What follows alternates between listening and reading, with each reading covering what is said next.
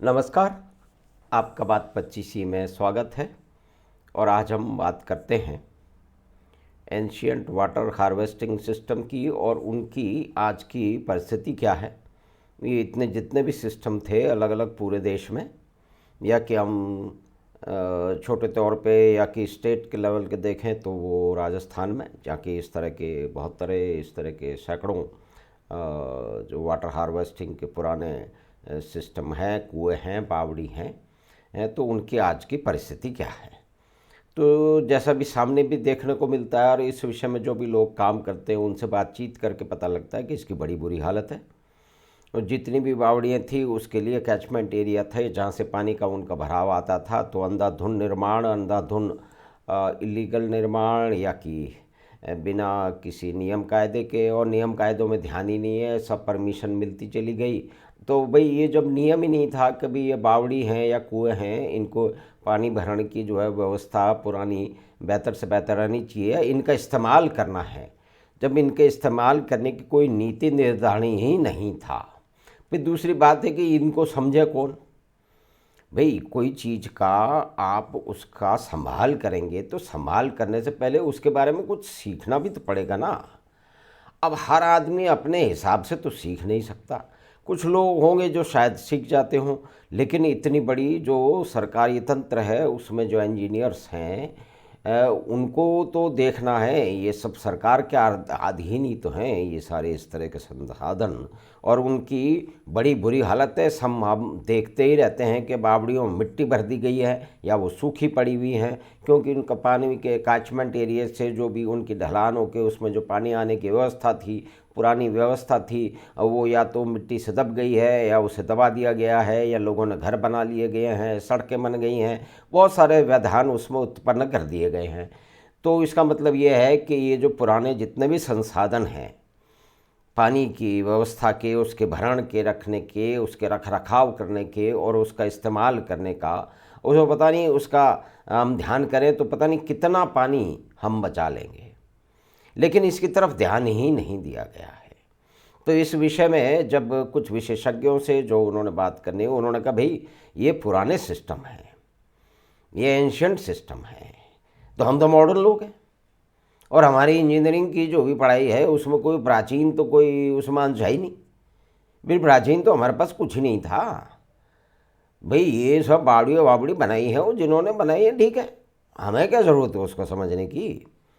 हम पाइपलाइन डालेंगे, हम नहरें बनाएंगे, हम लिफ्ट कैनाल बनाएंगे और हम सड़कें बना देंगे, 50 मंजिली 100 मंजिली इमारतें हम ठोक सकते हैं, इतनी हमारे में समझ है तो हम आधुनिक लोग हैं। तो हम आधुनिक इंजीनियरिंग का आधुनिक समय में इस्तेमाल करेंगे, और पहले क्या बन गया था वो ठीक है, उसको कौन उस क्या फ़र्क पड़ता है, उसके बिना भी हमारा काम चल रहा है ना। लेकिन ये तो कोई सोचने का सही तरीका तो है नहीं। लेकिन इसमें ऐसा नहीं है कि जितने भी प्राचीन जो जो इस तरह के संसाधन हैं, इमारतें हैं और इस तरह के स्मारक हैं, किले हैं, और भी बहुत सारी चीज़ें, हम अपनी बातचीत को सिर्फ वाटर रिसोर्स मैनेजमेंट के जो सिस्टम हैं, जो बावड़ियाँ हैं, कुएँ हैं, उन्हीं तक सीमित रखते हैं। लेकिन उसमें एक पक्ष जो है वो कॉमन सा नज़र आ रहा है कि पुराने किसी भी सिस्टम की देखभाल नहीं करनी है। ये कहीं ना कहीं किसी न किसी लेवल पे, बहुत ऊपर के लेवल पे कभी न कभी ये निर्णय लिया होगा। ये इसके बारे में कोई निर्णय ही नहीं लिया होगा। तो जब निर्णय ही नहीं लिया कोई नीति नहीं बनी, जब कोई नीति नहीं बनी तो उसके बाद में कोई योजना या कोई प्रोजेक्ट नहीं बने, और जब कोई प्रोजेक्ट नहीं बने तो उसके लिए कोई फंड का इंतजाम नहीं हुआ, और जब कोई फंड का इस्तेमाल नहीं हुआ तो कोई बेचारा, कोई भी कहीं पे कोई भी इंजीनियर है वो किसी बावड़ी की देख रेख कैसे करे। पहली तो बात है उसके जो उसके पास काम है वही बहुत है, उसी में करता रहता है, वो बड़ी मुश्किल से काम करता है। अब ये नई समस्या का वो कैसे समाधान करे, वो कोई भाई समाज सुधारक तो है नहीं ना। उसके सामने एक बजट है, कुछ लोग हैं और कुछ यंत्र तंत्र है, तो बस उसी में तो उसको काम करना है। अब पहली बात है कि उसको समझ ही नहीं है, फिर उसकी बात है कि ये काम गिना ही नहीं जाएगा। तो जो काम गिना ना जाए, जो उसके जो जो बॉस हैं, उनके जो सीनियर लोग हैं, वो उसको काम नहीं दिया जाए तो अकेला कहाँ से कर लेगा। यानी कि एक hierarchy of orders and project management है ना, तो कहाँ से कर लेगा। तो पहली बात जहाँ सबसे पहले बीमारी सबसे पहले रोग की दिशा नज़र आती है कि अवहेलना तो की गई है, मतलब कहीं एक डिसीजन मेकिंग पिरामिड है और उसके कॉन्सिक्वेंसेज हैं, वो हम वहीं पहुंचेंगे तो उसकी शुरुआत कहीं से तो करनी होगी ना। तो ये इससे बिल्कुल मेल खाता है कि जितने भी पुराने हमारे संसाधन हैं, चाहे किसी भी तरह के संसाधन हो, भवन हो, मंदिर हो, किले हो वगैरह, और ये बावड़ियाँ हो, कुएँ हो, इसको ध्यान देने का कोई शुरू से कोई विचार ही कहीं पे प्रतिपादित नहीं किया गया, उसको स्थापित नहीं किया गया। और उसके साथ ही साथ जब इंजीनियरिंग में जो इतने पुराने रिसोर्सेज हैं उसकी रखरखाव करना है, उसका भी कुछ हिसाब ही नहीं है। तो ये सारी एक गड्ढमड होकर के सिचुएशन यहाँ चली गई है। तो पहली तो बात ये है कि इसमें नीति निर्धारण हो, भाई अभी तक नहीं हुआ, अब हो जाए। भाई 70-75 साल में नहीं हो गया, अमृत महोत्सव मना रहे हम स्वतंत्रता का, तो अब इस मामले में से भी स्वतंत्र हो जाए। ये भी तो एक तरह की मानसिक गुलामी तो है कि जो अंग्रेज अपनी इंजीनियरिंग की किताबों में लिख पढ़ गए और हमने और हमारे प्रोफेसरों ने उसमें से देख समझ के टीप करके या कॉपी करके या अपनी समझ से भी किताबें लिख ली, तो वो ही अंतिम है।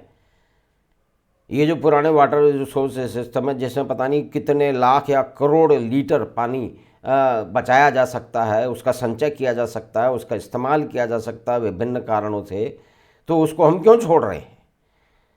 तो ठीक है, वो नीति नहीं थी, कोई बात नहीं, अब नहीं थी तो नहीं थी, उसका हम तो क्या कर लेंगे, जो भूतकाल में हो चुका उसको छोड़ दें। तो अब इसमें शायद नीति निर्धारण कहीं तो हो, तो कहीं तो इसकी शुरुआत करनी पड़ेगी। और उसके साथ में ये भी हो कि भाई इसकी पढ़ाई भी की जाए। भाई जब कोई किसी स्ट्रक्चर की, किसी संसाधन की हमें समझ ही नहीं है, तो उसका हम उस संसाधन का देखरेख कैसे करेंगे, उसको यूटिलाइज कैसे करेंगे?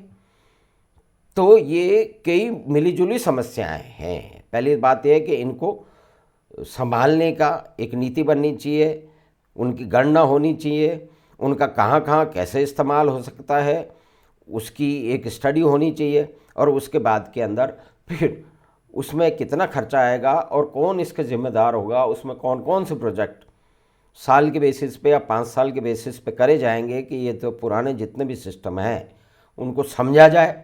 इसका मतलब इंजीनियरिंग जो शिक्षा है सिविल इंजीनियरिंग की, उसके अंदर इनका कहीं ना कहीं समावेश आवश्यक होना चाहिए, तभी तो कोई एग्जीक्यूट कर पाएगा। कोई बहुत बड़ा लंबा चौड़ा नहीं होगा, लेकिन आज तो वो जितने भी नए सिविल इंजीनियर हैं उनके लिए तो पुराने बस ऐसे कुएं हुए हैं, कोई इम्पोर्टेंस है नहीं उसकी। लेकिन अगर जब हम स्टेट के लेवल पे सोचेंगे कि भाई कितने हज़ार, कितने सैकड़ों इस तरह की बावड़ियाँ हैं, या कि दर्जनों हैं, या कि कुएं हज़ारों में हैं, तो उनका विभिन्न तरह से इस्तेमाल किया जा सकता है वाटर टेबल को एनहांस करने के लिए, या कि वाटर स्टोरेज के पुराने सिस्टम को दोबारा से रिचार्ज करने के लिए, तो वो तो किया जाना चाहिए। तो कोई विभिन्न स्तरों पे कार्य होने की आवश्यकता है। तो हम ये छोटी सी एक बातचीत से इस बात की, बहुत सारे लोगों ने इसकी शुरुआत कर रखी है, तो सबके सामंजस्य से, सबके मेल जोल के जो है प्रयासों से शायद इसमें भारत की जो ब्यूरोक्रेसी है उसको बड़ा समय लगता है निर्णय लेने में, और नए निर्णय लेने में, नई बातचीत करने के लिए तो उनके साथ बड़ी समस्या है, वो बदलना नहीं चाहते। लेकिन कोई बात नहीं, अब जो भी हमारे पास व्यवस्था है हमें मिली है तो उसी के अंदर तो हमें काम चलाना होगा। तो प्रयास करते हैं और ये आशा करते हैं कि आने वाले समय में इस बारे में ये समझ बढ़ेगी और इसकी जो है एक शिक्षा भी आरंभ होगी, और इनकी गणना की जाएगी कि ये कितने संसाधन कहाँ कहाँ बिखरे पड़े हैं, वो उनका कैसा इस्तेमाल। अभी तो सब जो अनयूज्ड है, सब में मिट्टी भर गई है, कुछ के अंदर कोई सूखे पड़े हैं, तो उन सब की रख रखाव ठीक से होना चाहिए। उस दिशा में शायद ये बातचीत अगर होती रहेंगी तो कुछ न कुछ, कहीं न कहीं कुछ तो असर निकलेगा। इसमें रिसर्च की भी बड़ी संभावनाएं हैं कि नए छात्र जो हैं वो इसको रिसर्च कर सकते हैं। कोई संसाधन, कोई हो, इंजीनियरिंग कॉलेज हो, वो इसको अपने छात्रों को लगा के इसका एक रिसर्च कर सकता है, जो कि आगे कोई भी कार्रवाई आए तो उस समय ये कम से कम ये डेटा तो सबको मिल जाए कि कितने संसाधन अनयूज्ड पड़े हैं और उनको किस किस तरह से और किस क्रमबद्ध तरीके से इनको इस्तेमाल में दोबारा से इनका उपयोग बढ़ाया जा सकता है और इस तरह से पुराने संसाधनों का इस्तेमाल हम कर सकते हैं। तो आपने बात 25 पे छोटी सी बातचीत एंशियंट वाटर हार्वेस्टिंग और मैनेजमेंट सिस्टम पर सुनी। हमें आशा है कि आपको अच्छी लगी होगी। तो आप इस चैनल को सब्सक्राइब करें, अपने मित्रों और परिवार के साथ लिंक साझा करें, कार्यक्रम को भी लाइक करें और कोई समुचित टिप्पणी आप करना चाहें तो उसे भी करें। हम आपसे शीघ्र ही फिर मिलेंगे बात 25 की अगली बात में। धन्यवाद, नमस्कार।